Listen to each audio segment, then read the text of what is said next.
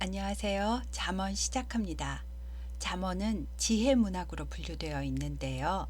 잠언의 잠은 경계 잠, 바늘 잠자로 찌르다 또는 경계하다 라는 의미가 있고요. 어는 말씀어이고 잠언의 한자어 풀이는 찌르는 말, 즉 살아가는데 경계가 되는 일을 가르쳐 훈계하는 깨우치는 말이라고 할 수 있겠습니다.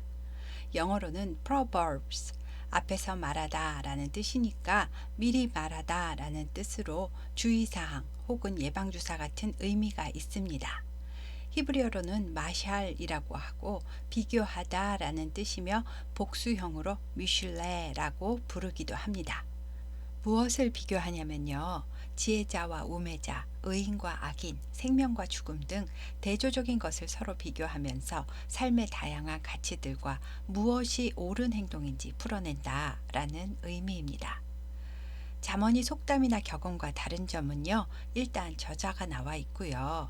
속담은 옛날부터 민간에 전해 내려오는 짧은 지혜의 말이고 깊은 진리를 간결하게 표현한 글이지만 잠언은 삶의 다양한 가치들과 진리들을 풀어낸 글 중에서도 하나님을 경외하는 삶이 무엇인지, 어떻게 살아야 하나님 말씀대로 잘 살아간다는 건지 그 성경적인 지혜에 대해 이야기하는 글입니다. 그러니까 시대의 변화와 상관없이 지금 우리 현재 삶에 바로 적용을 할 수 있는 책입니다. 잠언은 어릴 때 많이 읽으면 머리가 좋아져서 성적이 쑥쑥 올라가는 책이 아니고요. 많이 읽으면서 내 언행과 비교해보고 또 묵상해보고 계속 적용해볼 때 내 생각의 크기가 넓어지고 깊어지며 마음대로가 아니라 말씀대로 살도록 도와주는 책이다 라고 말할 수 있겠습니다. 잠언은 솔로몬이 지은 잠언이 제일 많기도 하지만 솔로몬 시대로부터 약 200년 후에 히스기야 왕의 신하들이 편집한 것도 있고요. 아굴이란 사람이 쓴 것도 있고 르무엘 왕의 어머니가 하신 말씀을 듣고 르무엘 왕이 쓴 잠언도 있습니다. 이렇게 성경에 나와 있는 잠언은 오랜 시간에 걸쳐 쓰여졌고요. 검증된 진리만을 기록해 놓은 것입니다. 잠언 1장은 잠언을 편집해서 책으로 만든 목적을 알려주는 잠언의 서론 부분에 해당하는데요. 먼저 1장 1절에는 다윗의 아들 이스라엘 왕 솔로몬의 잠언이다 라고 다윗 왕의 아들이고 지혜의 왕이었던 그 솔로몬이 하나님께서 주신 지혜로 충만할 때 지은 잠언이다 라고 권위를 실어주는 것 같은 느낌을 받을 수가 있습니다. 그리고 이 잠언을 기록한 목적은 지혜와 훈계를 알게 하며 명철의 말씀을 깨닫게 하며 지혜롭게, 공의롭게, 정의롭게, 정직하게 행할 일에 대하여 훈계를 받게 하며 어리석은 자를 슬기롭게 하며 젊은 자에게 지식과 근신함을 주기 위한 것이다 라고 하는데요. 4절에 나오는 어리석은 사람과 젊은 사람은 아직 말씀에 대해 잘 모르는 사람이거나 아직 너무 어려서 세상 이치가 분별이 잘 안 되는 젊은이들을 말하고요. 이런 지혜가 부족한 사람이 지혜의 말씀을 듣게 해서 깨닫도록 해주기 위함이다 라는 말입니다. 그리고 이미 지혜가 있는 사람이 잠언의 말씀을 들으면 학식이 더해지고요. 명철한 사람은 지략을 얻는답니다. 이 말은 말씀을 더 깊이 이해하고 사리분별을 더 잘할 수 있게 된다는 말입니다. 여호와를 경외하는 것이 지식의 근본이다. 이것을 바탕으로 모든 지식이 연결되는 것을 알아야 한다라고 말하며 미련한 사람은 이 지혜와 훈계를 듣지 않고 무시해 버린다고 합니다. 그리고 앞으로 내 아들아 하고 시작하는 문장이 많이 나오는데요. 솔로몬이 왕실에 있는 자신의 아들들에게 교훈하는 말이기도 하겠지만 왕자들에게만 말한 잠언이 아니고요. 임금과 스승과 아버지는 하나이다 라는 군사부일체라는 말이 있듯이 이 잠언의 말씀을 듣고 배우는 모든 사람들에게 내 아들아 라는 애정 어린 표현을 사용하며 진심으로 잘되게 하려는 마음으로 교훈하고 있다는 것도 알아두시기 바랍니다. 잠언은 스토리가 이어지는 책이 아니니까 단락단락 말하고자 하는 내용이 바뀌고 끊어지니까요. 요점 정리하듯이 말씀드리며 나가도록 하겠습니다.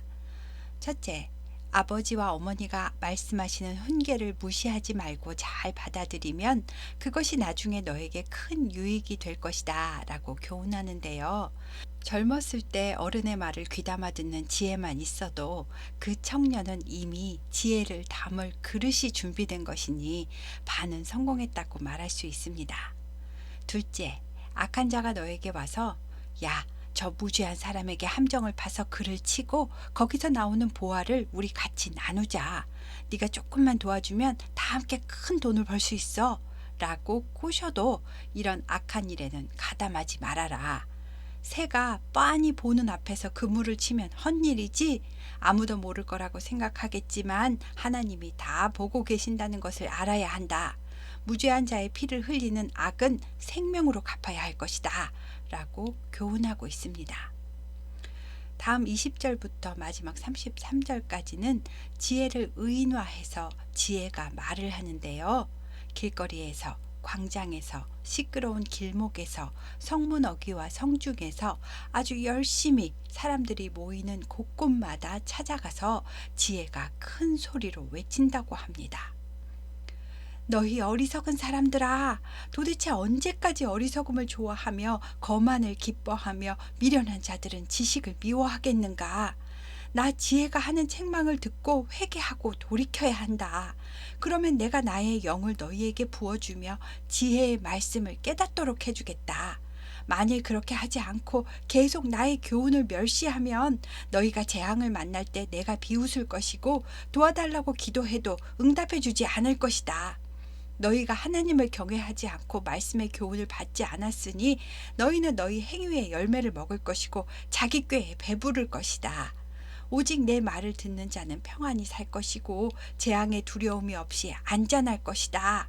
라고 지혜의 권면과 외침으로 1장이 마무리됩니다. 잠언의 시선으로 볼 때 가장 미련한 것은 자기가 무엇을 모르는지 전혀 깨닫지 못하는 것입니다.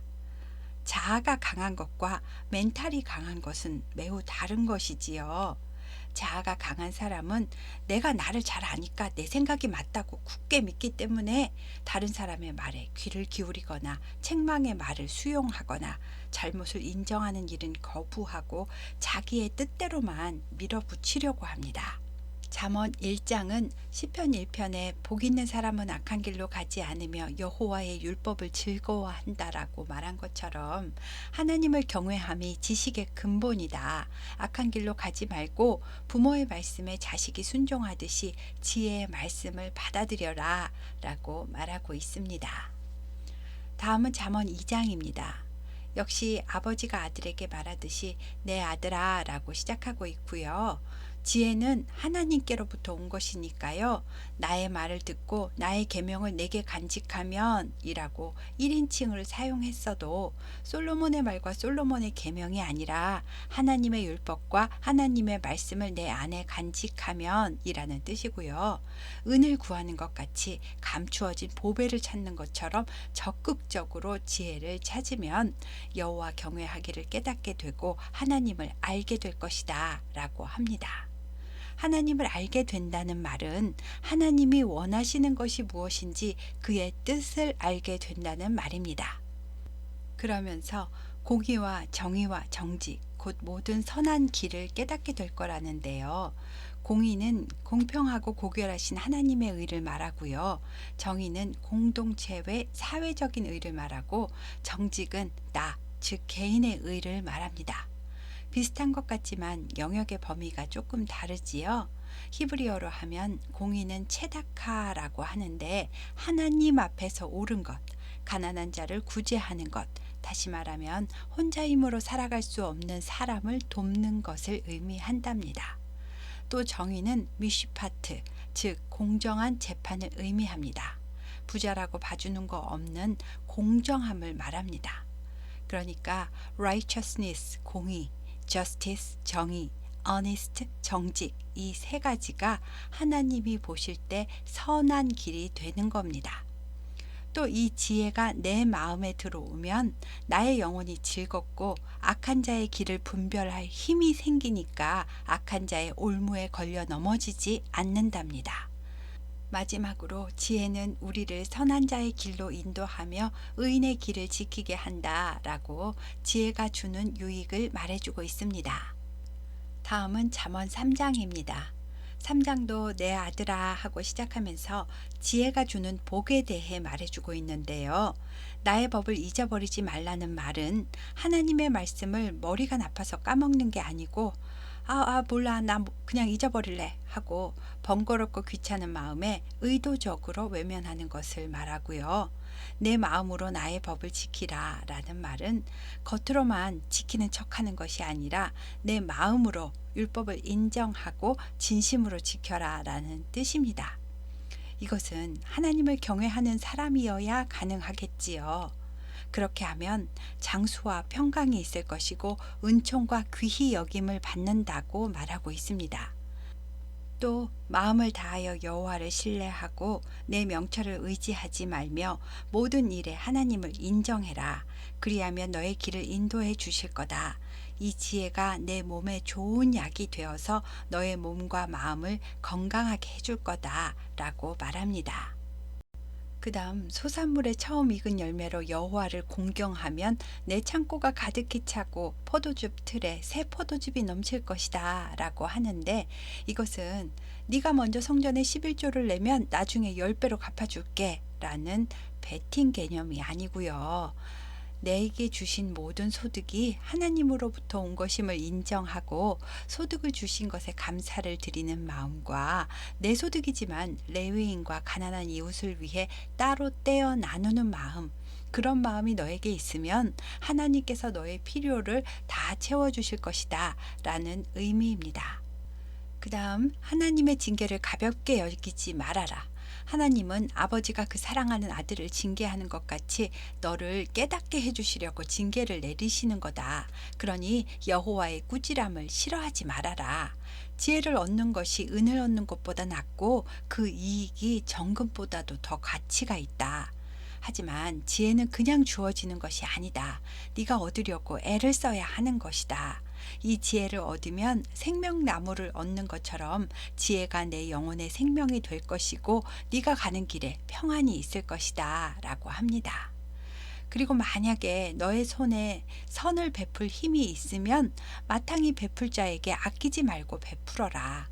돈이 있는데도 당장 급한 사람에게 생색을 내면서 내일 줄 테니까 내일 다시 오라고 말하며 어려운 사람이 애를 태우게 하지 말고, 도와주려면 거만하게 굴지 말고 지혜롭게 겸손하게 베풀어라.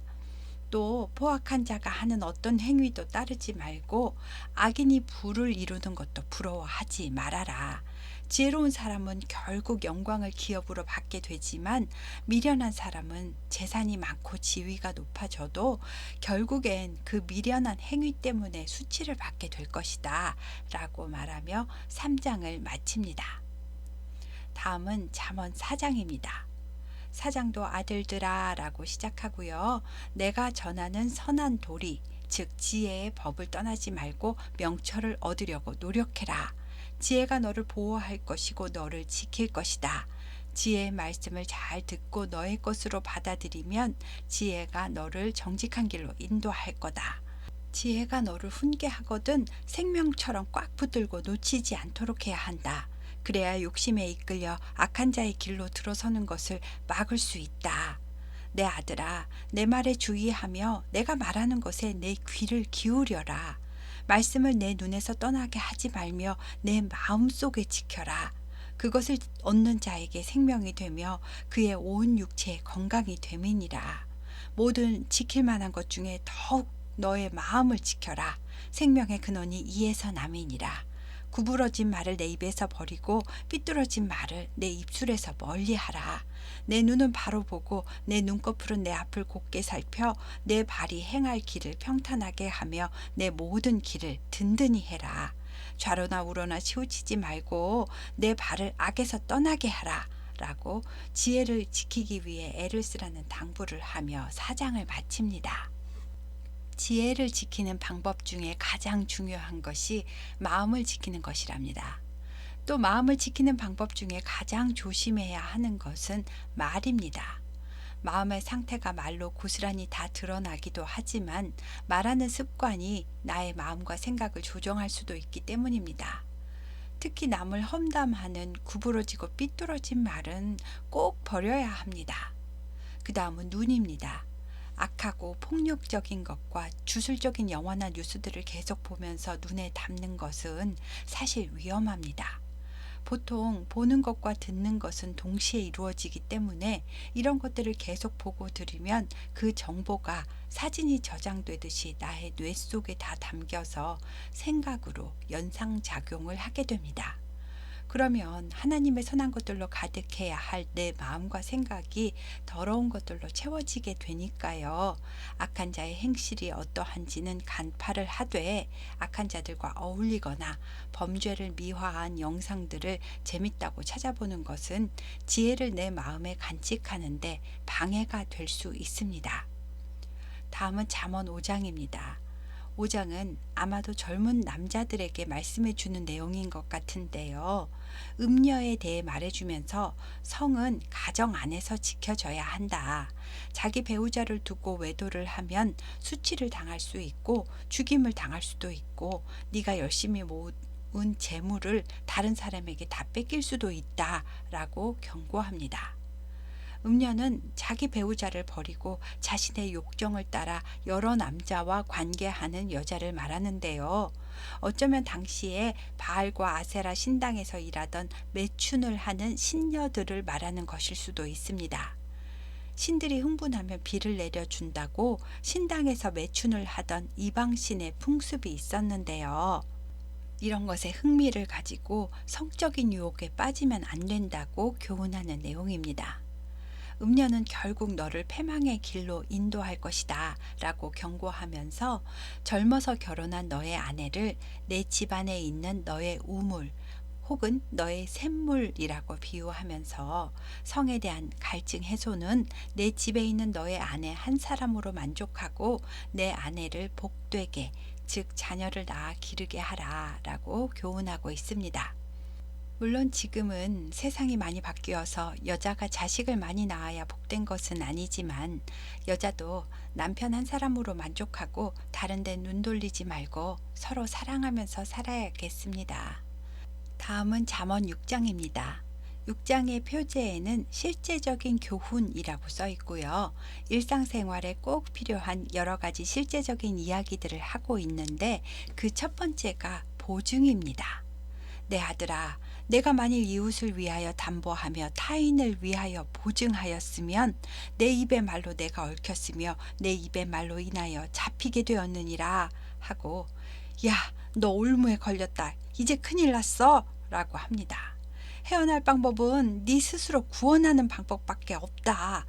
지체하지 말고 지금 당장 돈을 빌려준 채권자에게 가서 아주 겸손하고 간절하게 보증을 철회해 달라고 나는 보증설 능력이 안 되는데 자만했다고 죄송하다고 간절히 간청을 하는데 노루가 사냥꾼의 손에서 벗어나는 것과 같이 필사적으로 그 보증에서 빠져나오도록 노력해야 한다 라고 교훈합니다.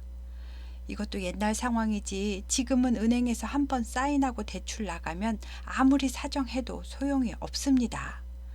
물론 돈이 아주 많아서 보증을 서줘도 자신의 재산 상태에 아무 지장이 없고 없는 돈인 셈 칠 수 있으면 구제 차원에서 보증을 서줄 수도 있겠지만 그게 아니라면 보증을 서는 행동은 아주 큰 위험한 교만입니다. 사람마다 사정이 다 다르겠지만 대부분 보증을 서주면 보증을 선 사람이 대신 채무자로 전락하기 때문에 몇 년, 아니 몇십 년을 남이 쓴 빚을 갚아가며 가족들 다 고생시켜가며 살아야 하니 이것처럼 위험한 행동이 없다라고 말하는 것입니다. 가족 간에도 보증은 서지 말고 꼭 도와주어야 할 어려운 상황이라면 차라리 내가 가지고 있는 범위 안에서 내 돈을 빌려주도록 하는 것이 지혜로운 행동입니다. 두 번째는 게으름에 대한 교훈입니다. 게으른 자는 좀 더 자자, 좀 더 졸자, 좀 더 누워있자 하면서 빈둥빈둥 거리는데 개미에게 가서 좀 보고 배우랍니다. 개미는 누가 시키는 것도 아닌데 여름부터 가을까지 한 겨울 동안 먹을 양식을 예비하며 모아놓는답니다. 미래를 준비하고 벌이가 없을 때를 대비해서 저축도 해놓고 당장에 갖고 싶은 게 있어도 꼭 필요한 것 아니면 좀 참고 일할 때는 때를 놓치지 말고 열심히 해서 추수 때 좀 더 풍성히 거두도록 노력하고 이렇게 열심히 수고를 하면 지금 좀 가난해도 조금씩 형편이 나아질 텐데 자꾸 그렇게 일을 미루고 게으름을 부리면 빈궁이 강도같이 오며 곰핍이 군사같이 이른답니다. 세 번째는 하나님이 싫어하시는 삶의 방식에 대한 교훈입니다. 구부러진 말을 하는 불량하고 악한 자가 등장하는데요. 구부러진 말은 다른 사람에게 상처 주는 말, 비난하고 정죄하는 말, 남을 험담하는 말 등을 늘 입에 달고 사는 사람을 말하고요.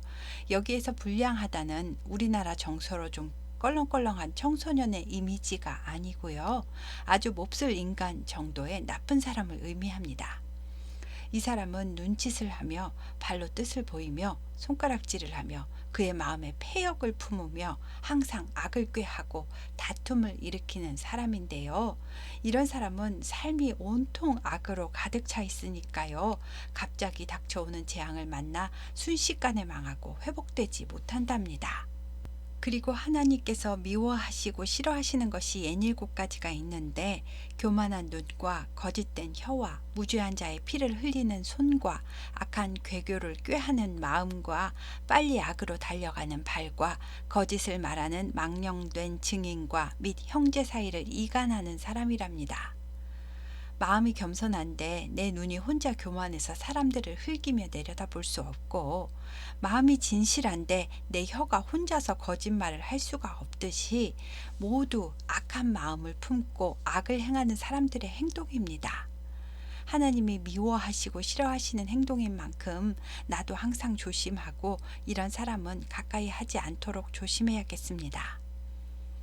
그 다음 네 번째는 훈계와 명령이라는 표제어가 따로 붙어 있는데요. 음란한 여인을 조심하라는 명령입니다. 이 명령은 항상 마음에 새기고 안 잊어버리게 아예 목에 메고 다니랍니다. 그만큼 음란죄에 빠지는 사람이 많다는 말이겠지요. 여기서 말하는 음란한 여인은 남편이 있는 유부녀인데요. 아름다운 용모와 호리는 말로 남자들을 사냥하듯이 꼬신답니다. 이 음녀에게 넘어가서 남의 여자와 통간을 하면 패가 망신한다고 경고하면서 들키면 그 여자 남편이 너를 가만두겠느냐고 네가 아무리 돈으로 보상한다고 해도 그 남편은 받지 않을 것이고 용서하지 않을 것이다 라고 조심하라고 명령합니다. 여인과 간음하는 자는 무지한 자라 이것을 행하는 자는 자기의 영혼을 망하게 하며 상함과 능욕을 받고 부끄러움을 씻을 수 없게 된다라고 하니 명심하고 조심해야겠습니다. 다음은 잠언 7장입니다. 7장도 음녀를 조심하라는 내용인데요. 아예 이 계명은 눈동자처럼 지키랍니다. 이 계명을 내 눈에서 떠나게 하면 대부분 음녀에게 넘어가기 때문입니다. 7장은 음녀가 유혹하는 구체적인 행동 패턴을 알려주는데요. 먼저 저물 때, 황혼 때, 깊은 밤 흑암 중에 라고 어두운 시간에 사람들의 긴장이 풀어지고 이성보다는 감성이 올라오는 그 시간을 이용한답니다. 그리고 실제 기생은 아니지만 기생처럼 옷을 입고 남자를 유혹하기 위해 만발의 준비를 한 간교한 여자가 어떤 때는 거리, 어떤 때는 광장 모퉁이마다 서서 어리석고 지혜가 없어 보이는 사람을 물색한답니다. 그러다가 넘어올 것 같은 사람을 발견하면 다가가서 그 남자를 붙잡고 입을 맞추면서 나랑 우리 집에 가자. 내 침대에서 내일 아침까지 흡족하게 서로 사랑하자. 우리 남편은 은주머니를 가지고 멀리 가서 보름날이나 되어야 돌아오니까 집에 아무도 없어. 걱정 말고 가자. 우리 오늘 즐겁게 한번 놀아보자. 하고 각종 고운 말로 유혹한답니다.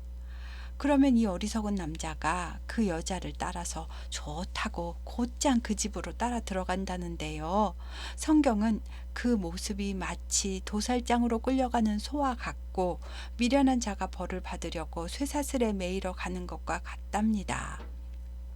그리고 끝내 그 어리석은 자는 화살이 그 간을 뚫게 될 거랍니다. 그러니 너의 마음은 음녀의 길로 치우치지 말아야 한다. 그 길에 미혹되지 말아라. 음녀의 길로 가다가 죽은 자가 허다하게 많으니 그 음녀의 방은 사망의 방이다. 라고 교훈하고 있습니다. 오늘은 잠언 1장부터 7장까지 했고요. 지혜가 왜 중요한지, 지혜가 주는 유익이 무엇인지, 지혜와 명철의 길을 가려면 무엇보다도 마음을 지켜야 한다는 것과 그러기 위해서는 말을 조심하고 보는 것을 조심해야 한다고 교훈했습니다.